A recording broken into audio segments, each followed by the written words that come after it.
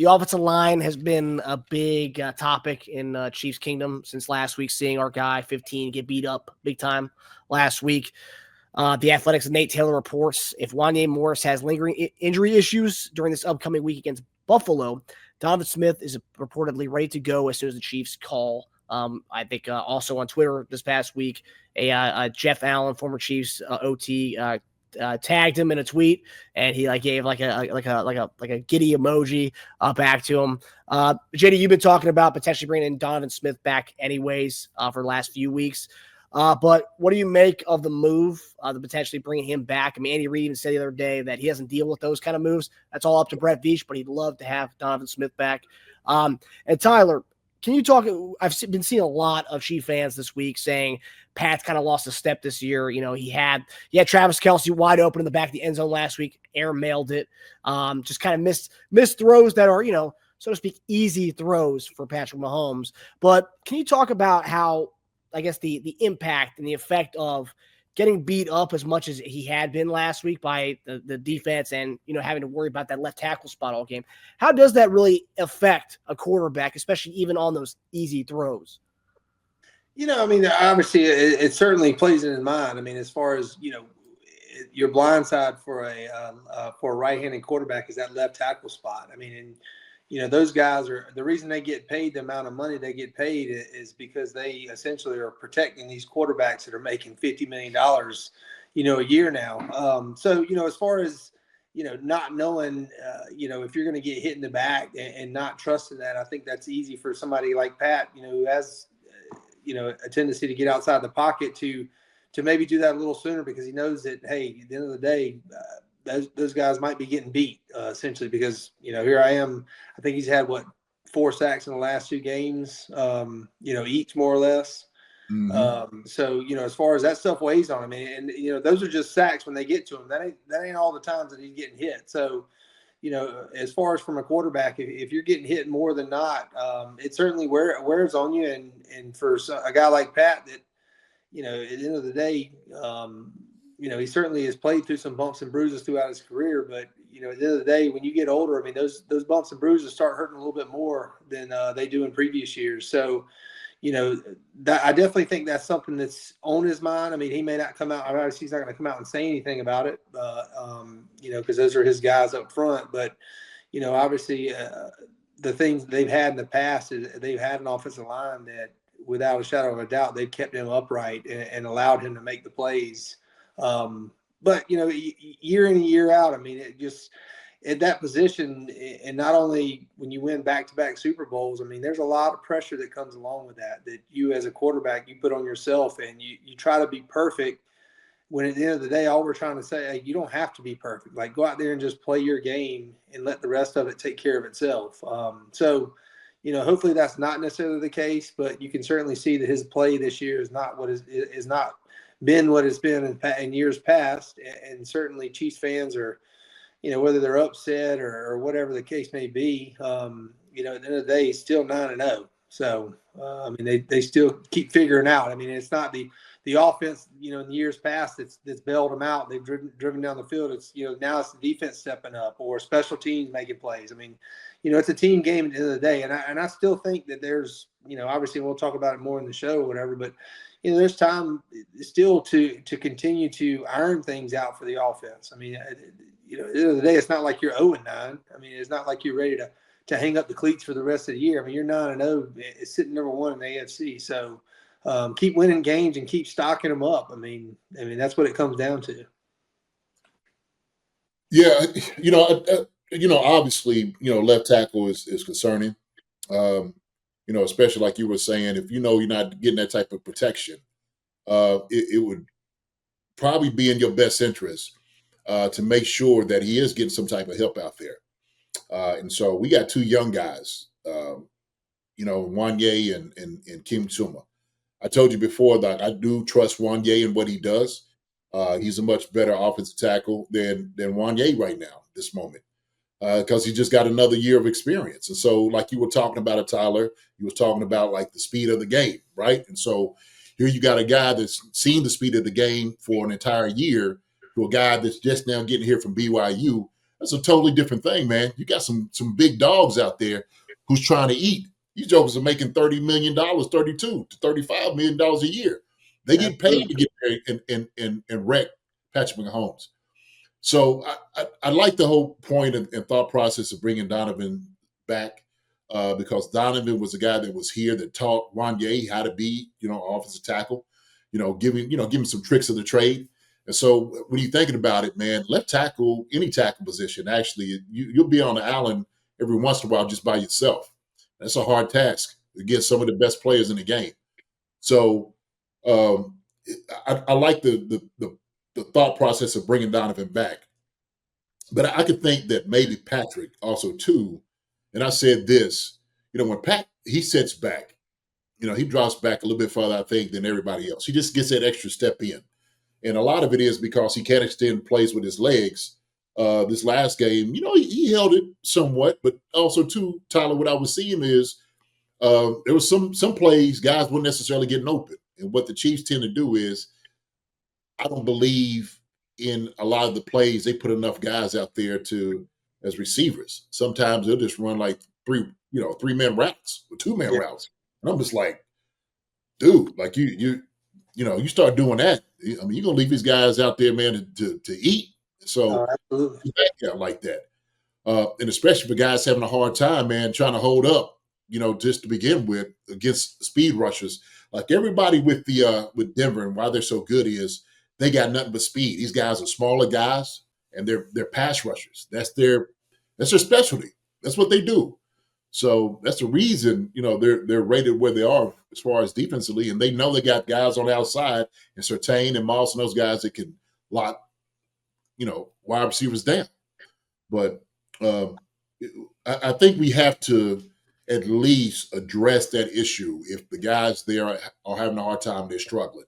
And so Wanya Morris at this moment is the only one that's been there. He's been getting hurt. So what do you think, Tyler? Do you think about maybe going to get another veteran guy, who obviously Donovan Smith was when he, remains with us here, just for practical purposes, like, look, just for depth, just in case something happens to Wanya, because, Sumaite is not quite ready, and you can't bring in a guy that is unproven. Like, there's no reason to bring a guy up from the practice squad. They were talking about Ethan Driscoll. I'm like, listen, you want to put your guy at risk, Pat? Yeah. You're a $500 million guy? I wouldn't do it. Not on a guy that definitely doesn't have any type of development or getting any type of development on the practice squad. So absolutely. I think your position or what they should do is go out and go get somebody in here. So, yeah, that would be my big concern as far as for bring Donovan Smith in. I mean, I know you said earlier that he's ready to go, but game ready and working out are completely different. As far as from that standpoint, you got your adrenaline is kicking and everything when it comes game time. Not saying he can't get out there and do it, but hey, who's to say that bringing him back in the dang, in the room and it doesn't light a fire under those guys. I mean, at the end of the day, hey, this guy's coming back from my job, and this is my job. Who's to say he doesn't need something like that? Because right now, they're the guy that's behind him, essentially is not necessarily pushing him, so he knows this is his job. But if you bring a guy like Donovan in there, for one, the leadership that he's going to bring back in there, maybe he can, teach him a few things to help him out here and there. But at the end of the day, it's like, hey, this might light a fire under him to kind of push him over the edge and say, hey, you know what? My job, I know it's been my job all year, but hey, this might not be my job moving forward. And what are you going to do? I mean, competition at the end of the day, that the cream always rises to the top when you have competition. Come on, baby, go. Yes! That's a first down. This football season, I'll be putting down normal sodas like Coca-Cola for Olipop. Olipop offers a healthier alternative with its low sugar content and natural ingredients. Olipop is more than just a drink. It's a wellness companion that supports your digestive health.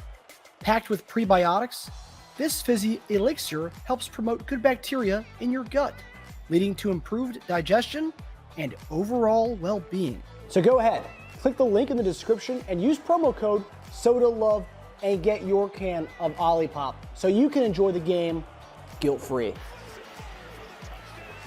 Go Chiefs. Use the promo code SODALOVE for 15% off now. Competition is good. Competition is absolutely good. Absolutely. So, but adding depth, I mean, like you said, JD, I mean, that adding depth is huge. I mean, you can never have enough depth when it comes to offensive line. I mean, I've played on teams where we didn't have any injuries, and I played on teams where you're just, almost bringing in the third tight end to try and finish the game, essentially, because guys are beat up. Yeah. That's a tough place to be, man. You don't want to be called in that position at all. Now we've seen, obviously Tooney be able to move out. I think somebody sit there and said, well, why don't you just move Tooney out? Why? Then it leaves you with two holes. You have another guy in here who's not as good, at guard. Yeah. And you're gonna put Tooney out there. Like, I don't think that's not the answer. That's not the answer. So. I agree. I mean, those are completely different. Like you said, I mean, being a guard, you pretty much got guys on both sides. But, when you get out there into the tackle position, you're on an island. There's no doubt about that. Seeing a lot of fans speculate. I'm seeing right here, like, for example, Wichita says, I'm worried that the reason Donovan hasn't been called back is he's asking for too much money. And I've also seen another thing from fans. That's one of the things I've seen from Chiefs Kingdom speculation, is the fact that would he demand a starting job if he were to come back? Like, is that one thing that a veteran, JD, like at this point in the season, right? Wanya's the guy, but we're only bringing Donovan Smith back for the fact that Wanya gets hurt. Is Donovan Smith think that he should be getting a starting job if he were to come back in week 11 when the team's already 9-0? I feel like you wouldn't think that at this point, right? Well, no, it's just the same like Biggs was saying, is like he's got to be in game shape. We don't know what type of shape he is. He might have been sitting at home eating Cheetos and got, all type of crumbs on his beard and chest. You know what I'm saying? We don't know what type of shape he's doing. Yeah. It's like he might be doing a whole 2-liter of Mountain Dew. We have no idea. But we know if he comes in, he's a solid guy that, like you said, can help out as far as like with the knowledge with these younger guys, right? It's essentially having another coach, that's there in the room to help the younger guy like Sumate out, to help out Morris and whatnot. As far as it's different from a player speaking to a guy as opposed to a coach. And sometimes just be able to get a little bit more from a player like, hey, man, look, I know coach says do this, but also I'm going to give you a little bit more, knowledge to do something else a little bit different, right? How does that feel to you? And so guys just try those things. He's got the game knowledge. Yeah, you're right. Absolutely. Yeah. I mean, shoot, I don't know how many coaches went against, like I said, a Benito or, a Crosby, right? Coach ain't out there blocking Crosby. Yeah. They can tell you what to do, but at the end of the day, like you said, Donovan's actually done it. I mean, he's walked a lot. Absolutely. Yeah. I think that's a great point, certainly. Mm-hmm. The imagery there of him dusting off Cheetos and drinking a Mountain Dew is hilarious. He's like, hold on. He's like, oh gosh, put my beard up. Yeah. Hello, what you doing? I'm over here working out. While he's over here drinking a Mountain Dew. I'm over here working out. Yeah. So, nah, man, that we don't quite know what type of shape he's in, but we know he could definitely get into that type of shape, especially if you play the game long enough, especially at that position, where your body needs to be effective. You Absolutely. know that. So, exactly right. That's a great point. Mm-hmm. And another thing that a lot of people in the chat brought up is the Pat's had a bum ankle. He's been dealing with a bum ankle for the last few weeks since the Buccaneers game. That talk about how that can impact quarterback's mechanics and everything that's that goes into being sharp out there from a quarterback's point of view. Yeah, absolutely. I mean, as far as any time of injuries you're playing through, sorry about that. Oh, you're good, man. You're good. You're good, brother. The Cheetos started laughing over here. Anytime you're playing through any kind of bumps and bruises and whatnot, especially on your front leg and the left leg. You said it was his left leg ankle injury? I believe it was his left ankle. Okay. As far as from that standpoint, I mean, obviously every time you're throwing, if you're not transitioning your weight, you're throwing off your back foot. I mean, that's certainly, he can lose accuracy from there. There's no question about that. But, at the end of the day, his feet have always been something that's added another phase to his game that's always helped. But, if he's not able to outrun somebody or to get outside the pocket to extend that play, it's essentially all he's been able to do is kind of get outside and throw it away. when in years past he's actually been able to get outside and make a play with his feet, whether it's get the first down or, extend it to be able to throw the ball down the field. So anytime you're battling through some bumps and bruises or injuries or anything, that's certainly tough. I mean, you can only do so much treatment throughout the week, but at the end of the day, Patrick seems like he's a rep guy that, he can't just sit out all week and not practice. I'm sure he could get away with it because he's, as far as, with him being a veteran, but, at the end of the day, he needs the timing down to be out there actually the one throwing. He doesn't need to be standing over there on the sideline, getting mental reps. He needs to be out there getting the physical reps. So, hopefully, and that's one of those things to where it's like, hopefully they're taping it up and as the weeks go on, hopefully he doesn't keep, injuring it by any means, and hopefully he can get that thing back healthy. Yeah. And you can see how when he talks to Andy about pulling him out, like, hey man, you got to no, Yeah. no, I'm not coming out. And so to him, he doesn't care if he's bruised up or not. This man, he's a winner. He wants to win. That's what drives him. He's a competitor. And so as far as like those little nicks and bruises and things, this, man, I don't know anybody on the football field that's not going through that. Oh yeah. Just be honest. Yeah. Yeah, there's not many guys in week 9 in the NFL that are just completely fully healthy. There's no doubt about that. So never. And it's about week 9, you start seeing that training room filled with a lot of different people. You're like, I ain't never seen you here before. What are you here for? Like, yeah, I just, my back, I got hit in the game. And sometimes you just don't know. The guys got touched at a certain time. Like, yeah, man, I don't know my ribs or my shoulder. Like, I didn't see it in the game. But then you start seeing that training room start changing a little bit. That's it. More heads. And that's the thing too is any time of with him not necessarily not trusting his offensive line, but just having the feel of guys that are running free or getting beat, essentially, those things mess up timing. And at the end of the day, I mean, all of his, Travis Kelce yards and stuff. I mean, I more times than not, if you ever probably watch if you knew the play call and essentially the route that was run, it's probably ended up being different just from, hearing them talk about it from time to time and saying like, hey, he was supposed to be doing this, but Travis kind of felt it and he went this way essentially. So, all those things that, that one extra second that, he's had in years past, he doesn't have it now. So, for those guys to not be, like you said, not getting separation, not getting open, I mean, at the end of the day, you can only do so much. I mean, you can't go out there and run the routes for them. I mean, those guys have got to, and that's a big pickup with D-Hop. Yeah, that was huge to have him to come in right away and have success. I mean, that was when I saw that trade happen, I was like, goodness gracious, had another one. But, at the end of the day, like you said, I mean, it comes down to they're still figuring out ways to win. And that's what great football teams do.